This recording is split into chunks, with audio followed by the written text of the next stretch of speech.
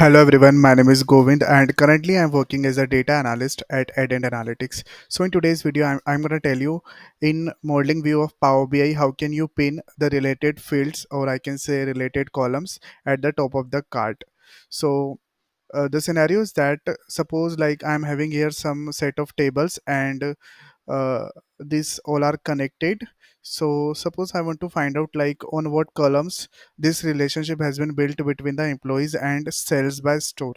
So if I hover over that, so at a glance I can look that the staff ID is a common column. Similarly here as well I can see that the relationship has been built on store ID, but in this table I cannot see that. And if I click over this, so again I cannot see like on what uh, column the relationship has been built. For that I have to maybe scroll down and see that the relation has been built on transaction date.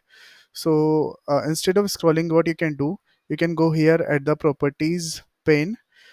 Make sure that no table is selected. If the table is selected, then the option will disappear, so you have to click on some blank space and then the options will appear.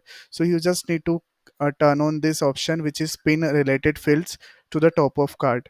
So once you do that, so what will happen, the keys on which the relationship has been built will be pinned at the top of the card, and you don't have to find out the keys after scrolling down.